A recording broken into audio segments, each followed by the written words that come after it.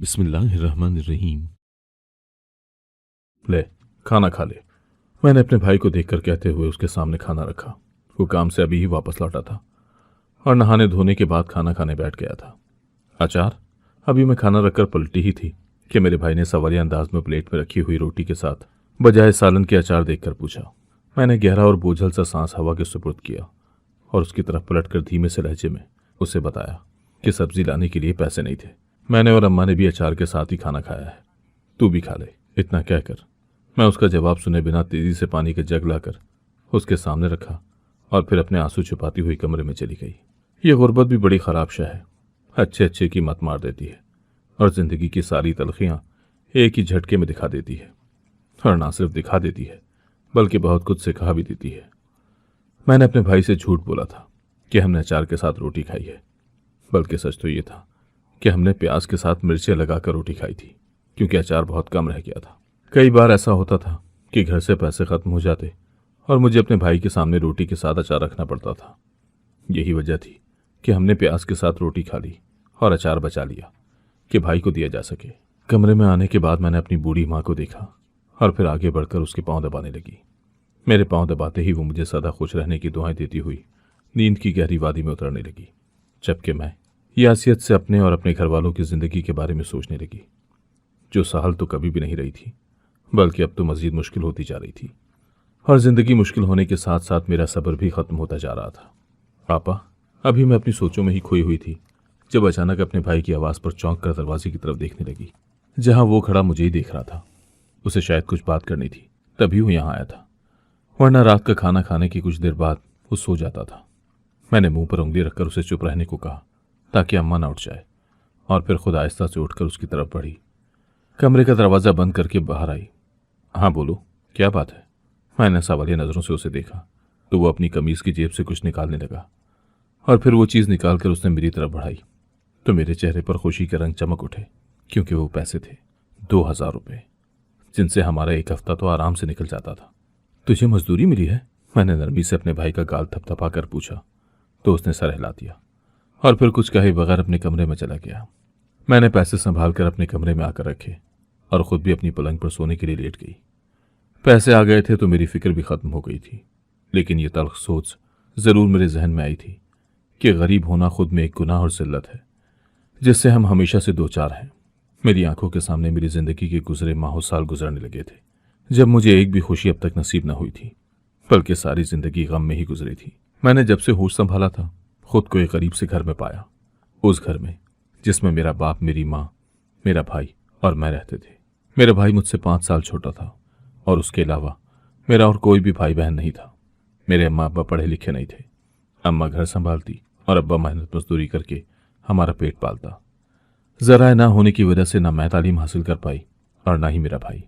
मेरे अब्बा एक सख्त कीर इंसान थे, जिनको छोटी छोटी बात पर गुस्सा आ जाता था, और वो गुस्सा हम तीनों पर उतरता कि किसी और पर अब्बा का बस ही नहीं चलता था। हम लोग गरीब थे, तभी मेरी माँ के और बाप के रिश्तेदारों का हमारे घर आना जाना ना होने के बराबर था। मेहमान रहमत होते हैं, लेकिन हम जैसे गरीबों के लिए वो जहमत ही बन जाते थे, जिनकी खातिर मदारत के लिए हमें किसी से उधार पकड़ना पड़ता था। तभी मेहमानों के ना आने पर हम लोग खुदा का शुक्र अदा करते थे।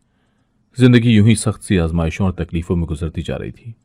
मैं 20 साल की थी जबकि मेरा भाई 15 साल का हो चुका था जब मेरे अब्बा का इंतकाल हो गया। सख्त गिर और गुस्से वाले ही सही, मगर वो हमारे अब्बा थे, जिन्होंने सारी जिंदगी मेहनत मुशक्कत करके हमें पाला था, और अब उनका साया हमारे सरों पर से उठ गया था। बाप के मरने के बाद हमारे हालात तंग हो गए, जिसकी वजह से माँ बीमार रहने लगी।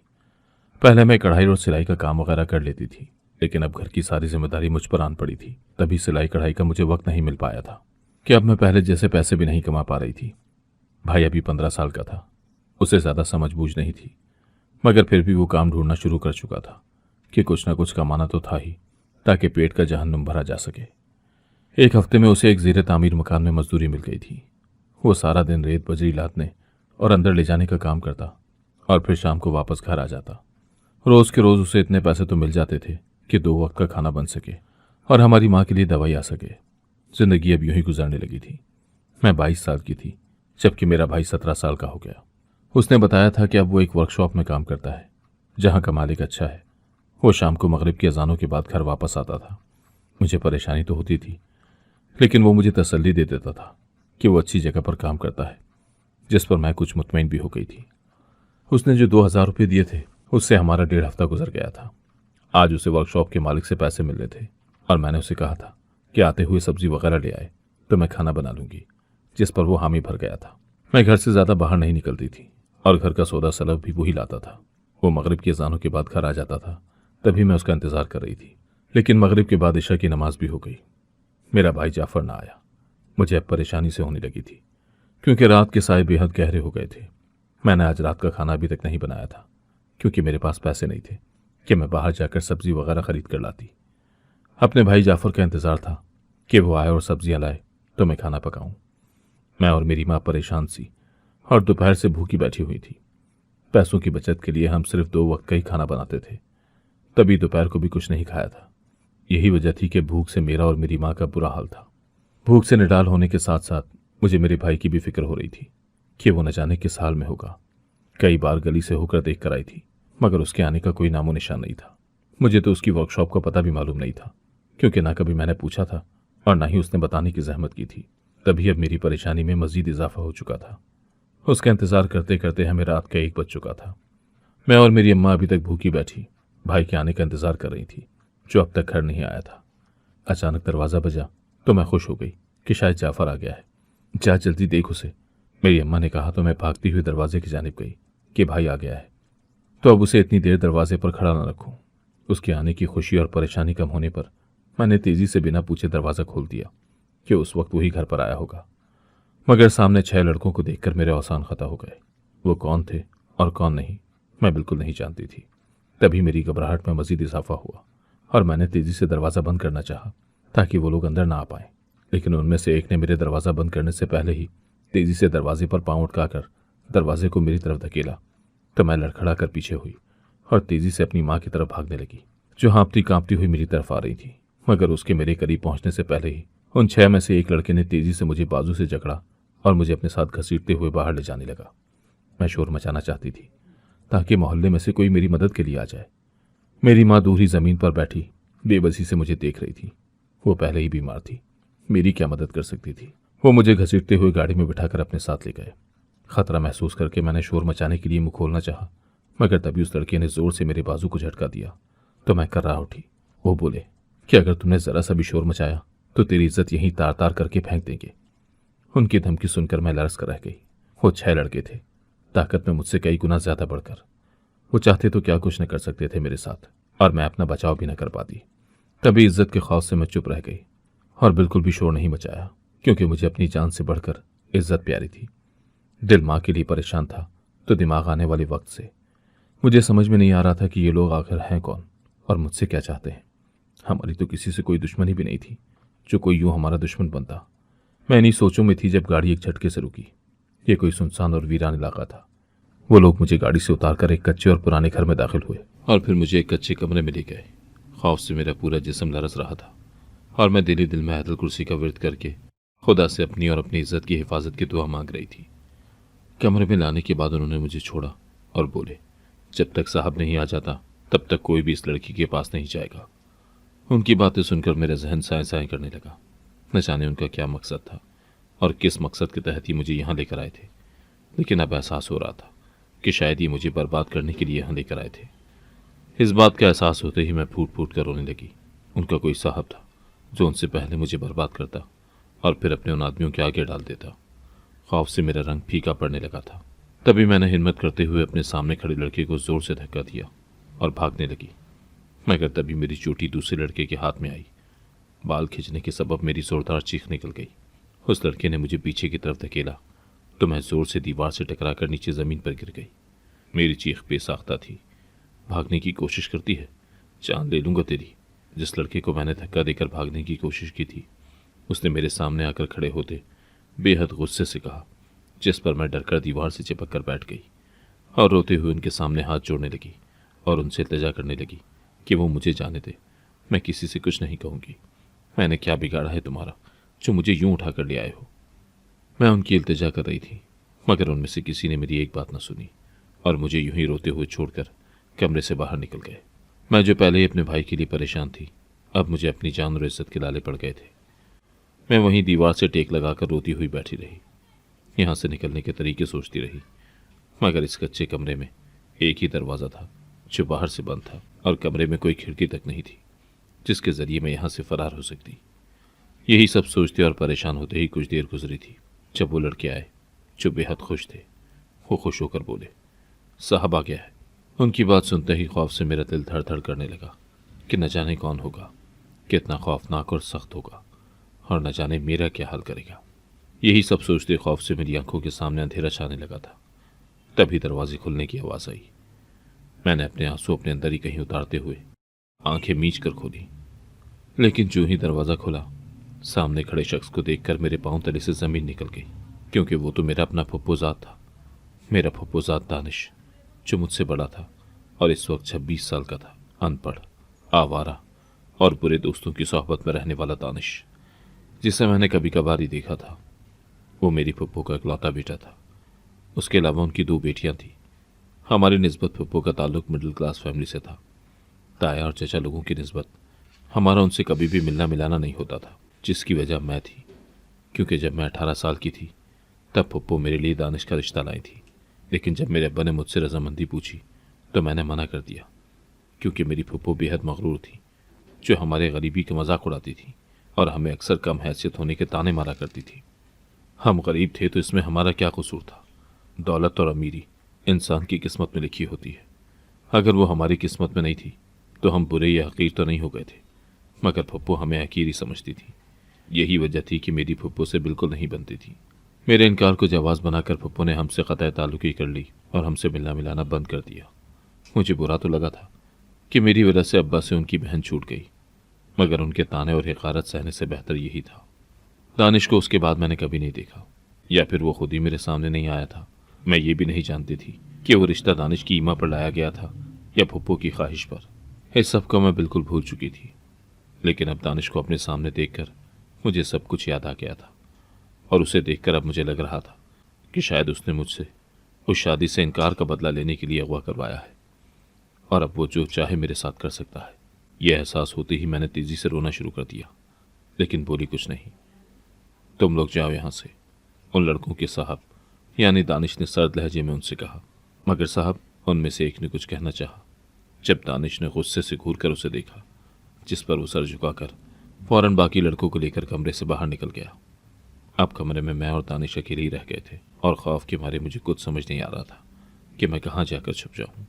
वो आहिस्ता आहिस्ता चलता हुआ मेरे पास आकर बैठ गया, तो मैं सारे खौफ भुलाकर उठ खड़ी हुई। दिखा दी ना अपनी औकात, बता दिया ना कि तुम एक आवारा और लोफर लड़के हो, जिसे बेबस लड़कियों के साथ वक्त गुजारने की आदत है। तुम्हें शर्म नहीं आई अपने ही मामू की बेटी को अगवा करवा के उसकी इज्जत को खतरे में डालते हुए? मैं शेरनी की तरह हलक की बलथाड़ी, हालांकि अंदर से बेहद डरी हुई थी। वो मुझे जो मर्जी नुकसान पहुंचा देते, मैं कुछ कर भी नहीं सकती थी। किस बात की अकड़ है तुम्हें? दानिश ने बेहद तल्ख लहजे में पूछा। ओह, तो अब समझी कि तुम मुझसे तुमसे शादी ना करने का बदला ले रहे हो, है ना? तुम इतने कमजोर निकलोगे मुझे पता ही नहीं था, मैंने निहायत नफरत भरे लहजे में कहा। मेरी कमजोरी का जल्दी तुम्हें पता लग जाएगा, जब किसी को मुंह दिखाने के लायक नहीं रहोगी, दानिश ने भी जहरखून लहजे में कहा। उसका लहजा इतना सर्द था कि मेरी रीढ़ की हड्डी तक कपकपा उठी। इतना कहकर वो गुस्से से मुझे घूरता हुआ कमरे से बाहर निकल गया। उसके जाते ही एक लड़का कमरे में आया तो मैं अपनी बर्बादी के खौफ से चीखना शुरू हो गई, लेकिन वो मुझे घूरता हुआ हाथ में पकड़ी ट्रे रखकर बाहर निकल गया, जिस पर मैंने तेजी से कमरे का दरवाज़ा अंदर से बंद किया और खाने की तरफ बढ़ी। पहले मैंने सोचा कि कहीं खाने में कुछ मिलाया हुआ ना हो, मगर भूख से इतना बुरा हाल था कि मैं अंजाम की परवाह किए बगैर खाना खाने लगी। वैसे भी दरवाज़ा मैंने अंदर से बंद कर रखा था, तो वो लोग अंदर आ ही नहीं सकते थे। खाने से फारिग होकर मैं अपनी माँ और भाई के बारे में सोचती सोचती वहीं सो गई थी, और फिर मेरा हर दिन, हर लम्हा, हर वक्त इसी डर के साथ गुजरने लगा कि अभी कोई आएगा और मैं बर्बाद होकर रह जाऊंगी। दानिश उस दिन के बाद से मेरे सामने नहीं आया था, न ही उन लड़कों में से कोई और मेरे पास आया था। अब उनकी जगह एक नया लड़का था जो मेरे भाई जाफ़र की उम्र का था, और वही रोज़ मुझे 3 वक्त का खाना वगैरह देता था। कमरे में मेरे लिए कपड़े भी मुहैया कर दिए गए थे, जिसकी वजह से मुझे कोई परेशानी नहीं थी। लेकिन मेरा दिलो दिमाग अपनी परेशानी और अपने भाई और माँ की फ़िक्र में उलझ कर रह गया था। वो 6 लड़के जब मुझे घसीट कर यहाँ लाए थे तो मुझे लगा था कि उनकी नीयत और इरादे ख़राब हैं, और जब उन्होंने अपने साहब के बारे में बात की तो उनकी नीयत पर मुझे यकीन हो गया था कि ये मेरे साथ बुरा करना चाहते हैं। मगर यहाँ आकर दानिश को देखूंगी, ऐसा कुछ मेरे वहम गुमान में भी नहीं था। उस दिन की तल्ख कलामी के बाद मेरा दानिश से दोबारा सामना नहीं हुआ था, क्योंकि वो मेरे सामने आया ही नहीं था। ऐसे जैसे वो मुझे यहाँ लाकर भूल गया हो, और ये एक तरह से मेरे लिए अच्छा ही था, क्योंकि इस तरह मेरी इज्जत महफूज थी, जो मुझे अपनी जान से बढ़कर थी। 1 दिन, 2 दिन, 3 दिन, और फिर करते करते 1 हफ्ता गुजर गया, मगर मुझे उस कमरे से आज़ाद न किया गया जिसमें मैं रह रहकर ऊब गई थी, और किसी न किसी तरीके से यहाँ से भाग जाना चाहती थी, लेकिन अभी तक मुझे कोई मौका मुयस्सर नहीं आ रहा था। 1 हफ्ते बाद मुझे यहाँ पर कैद हुए 8वां दिन था, जब शाम के वक्त अचानक दरवाज़ा खुला। अंदर आने वाली हस्ती को देखकर मैं चौंकने के साथ साथ बेयकीन भी रह गई, क्योंकि आने वाला कोई और नहीं बल्कि मेरी माँ थी, जिसके यहाँ आने का मैं ख्वाबो ख्याल में भी सोच नहीं सकती थी। अपनी माँ को देखकर मैं रोती हुई उसे लिपट गई और उसे बताने लगी कि ये दिन मैंने कितनी अजियत और तकलीफ में गुजारे हैं। बेशक मुझे यहाँ कोई ईज़ा नहीं दी गई, लेकिन जितनी परेशानी में मैं रही थी, या तो मैं जानती हूँ या मेरा खुदा ही जानता है। मेरी माँ मुझे तसल्ली देती हुई बाहर ले जाने लगी, और ये देखकर मुझे मज़ीद हैरत हुई कि बाहर कोई नहीं था जो रोकता, बल्कि जो लड़का मुझे खाना वगैरह देने पर मामूर था, वही हमें एक गाड़ी में बिठाकर घर छोड़ने गया था। घर पहुंचे तो इस ख्याल से मैं डर गई कि अब तक तो मोहल्ले में मेरी बदनामी हो गई होगी, और अब न जाने लोग क्या क्या बातें बनाएंगे। मेरी माँ बेहद पुरसुकून थी, और यही बात मुझे उलझा रही थी। घर में मुझे कहीं भी जाफ़र नजर न आया, तो मैंने अपनी माँ से उसके बारे में पूछा, मगर माँ ने मुझे टाल दिया कि सुबह मिल लेना, आज वो घर नहीं आया, और मैं फ़िक्र न करूँ, सब ठीक है। मैं मुतमईन होकर अपने और अपनी माँ के मुश्तरका कमरे में सोने के लिए लेट गई। इतने दिन तक उस अनजान कमरे में डर से सो भी नहीं पाई थी, और आज अपने घर में खुद को महफूज पाकर चंद ही पलों में गहरी नींद में उतर गई थी। अगले दिन मैं जल्दी जागी थी। नाश्ता वगैरह बनाकर मैंने खुद भी किया और अम्मा को भी करवाया, लेकिन जाफ़र अभी भी नहीं आया था। मैंने अम्मा से परेशानी का इजहार किया कि मोहल्ले वाले ने जाने क्या क्या बातें बनाएंगे, और ये भी पूछा कि उन्होंने मुझे ढूंढा कैसे, और साथ ही मैंने अम्मा को दानिश के बारे में बताना चाहा कि ये सब उसने किया है। मगर मेरी अम्मा मुझे तसल्ली देते हुए तैयार होने का बोलने लगी, और फिर जब मैं तैयार हो गई तो वो मुझे लेकर बाहर आ गई। अगले आधे घंटे में हम अस्पताल में थे। यहाँ आकर मेरा दिल घबराया, मगर मेरी माँ मुझे कुछ भी बताने को तैयार नहीं थी। कुछ ही देर में हम एक कमरे के बाहर खड़े थे, मगर जब मैंने कमरे में झांका तो ये देखकर दंग रह गई कि सामने ही बेड पर दानिश लेटा हुआ था, और काफ़ी हद तक जख्मी भी था। उसके करीब रखी कुर्सी पर फुप्पो बैठी हुई थी। मेरी माँ उसकी हालत पर आंसू बहा रही थी, मगर मुझे खुशी हुई कि मेरे साथ बुरा करते करते उसी के साथ बुरा हो गया। मैंने अपनी माँ को रोने से रोका और बताया कि दानिश ने मेरे साथ क्या करने की कोशिश की, जिस पर मेरी माँ ने मुझे डपटा और गुलूगीर लहजे में दानिश से हमदर्दी जताते हुए कहने लगी, जाफ़र किसी वर्कशॉप में काम करता था, मगर सारे पैसे घर पर नहीं देता था, बल्कि वो जुआ खेलने लगा था। जुए में पैसे लगाता और हार जाता, लेकिन अगली बार फिर पैसे लगाता। वो जुए की बुरी लत का बुरी तरह से शिकार हो गया था, और ये सब कुछ उसके बुरे दोस्तों की बुरी सोहबत की वजह से हुआ था। वो हमसे छुपाकर ये सब करता था, तभी घर में फाके होते थे। और यही नहीं, वो नशा भी करने लगा था। लेकिन एक दिन वो रोता हुआ दानिश के पास गया, क्योंकि हमारा राब्ता बेशक दानिश और उसके घर वालों के साथ ख़त्म हो गया था, मगर जाफ़र दानिश से राब्ते में था, क्योंकि वो दानिश को बहुत अच्छा समझता था, और वो अच्छा था भी, क्योंकि तुमसे शादी न होने के बाद वो बेहद सुधर गया था। अच्छी जगह नौकरी करने लगा था, लेकिन अभी तक शादी नहीं की थी। उसने रोते हुए दानिश को बताया कि जुए में आज काफ़ी रकम हार गया है, जो देने के लिए उसके पास पैसे नहीं थे, जबकि जोश में उसने अपनी बड़ी बहन को देने का फैसला कर लिया। मेरी माँ ने बताया तो मेरे ऊपर धमाके होने लगे कि ऐसा कैसे हो सकता था। इससे पहले कि मैं कुछ बोलती, मेरी माँ फिर से बोलना शुरू हो गई। उसके बाद दानिश ने मुझसे बात की और अपना प्लान बताया। तुम्हें बचाने के लिए दानिश ने झूठा नाटक किया और कुछ लड़कों के जरिए तुम्हें अगवा करवा लिया। उसी रात, जिस रात वो सेठ तुम्हें लेने आने वाला था, जाफ़र को दानिश ने ही कहीं छुपा दिया था, ताकि वो सेठ उसे नुकसान न पहुंचा सके। उसके बाद दानिश मुझे अपने घर ले गया, और पूरा हफ्ता मैं वहाँ रही, और जाफ़र दानिश के साथ किसी महफूज मकाम पर। दानिश ने तुम्हें इसलिए छुपाया था ताकि वो सेठ तुम तक न पहुँच सके, और फिर उस सेठ पर केस कर दिया कि उसने तुम्हें अगवा किया हुआ है, क्योंकि उसने जाफ़र को धमकी दी थी कि उसकी बहन को उठवा लेगा। पुलिस को उसके खिलाफ और भी सबूत मिल गए, जुआ खेलने और चोरी चकारी के, जिस पर बाद में पुलिस ने उसे गिरफ्तार कर लिया। और यूं 1 हफ्ते में ही सब कुछ ठीक हो गया। लेकिन सेठ के भाई ने दानिश का एक्सीडेंट करवा दिया, जिसकी वजह से वो आज अस्पताल में पड़ा है। और ये सब सिर्फ इसलिए क्योंकि वो तुम्हें और हमें उस सेठ से महफूज करना चाहता था। जाफर का इलाज चल रहा है और 1 महीने तक वो भी घर आ जाएगा। मेरी माँ सारी बात बताकर चुप हुई तो मैं फूट फूट कर रोने लगी। मैंने दानिश को इतना गलत समझा था। उसने मेरे खातिर अपनी जान तक दांव पर लगा दी। मैं अपनी माँ के साथ कमरे में दाखिल हुई। पुप्पो और पुप्पा का रवैया मेरे साथ बेहतर था, जिस पर मुझे खुशी भी हुई। दानिश नींद से जागा तो मैंने उसका शुक्रिया अदा किया, जिसने मेरे लिए इतना खतरा मोल लिया था। मैं उसका एहसान मान रही थी, जिस पर वो होले से मुस्कुराया और बोला, जिनसे मोहब्बत हो उन पर एहसान नहीं किए जाते, बल्कि ये तो मोहब्बत करने वालों पर फ़र्ज़ है कि वो जिससे मोहब्बत करते हैं उसकी दिलो जान से हिफाजत करें। उसकी बात सुनकर मुझ पर इंकिशाफ हुआ कि वो मुझसे मोहब्बत करता था, तभी मुझसे शादी करना चाहता था। मैं चुप की चुप रह गई और फिर उसका शुक्रिया अदा करके मैं अम्मा के साथ घर वापस आ गई। 1 महीने बाद जाफ़र भी घर वापस आ गया। पुप्पो एक बार फिर मेरा रिश्ता दानिश के लिए लेकर आ गई और इस बार हमने इनकार न किया, जिस पर 1 महीने के अंदर अंदर मेरी और दानिश की शादी हो गई। जाफ़र सुधर गया था और दानिश ने उसे किसी अच्छे काम पर लगवा दिया था। जाफ़र ने मुझसे भी माफ़ी मांगी थी, जिस पर मैंने उसे इस सब को उसकी नादानी समझकर माफ़ कर दिया। अब मैं मुतमईन थी और अब मैं दानिश के साथ हंसी खुशी ज़िंदगी गुजार रही हूँ।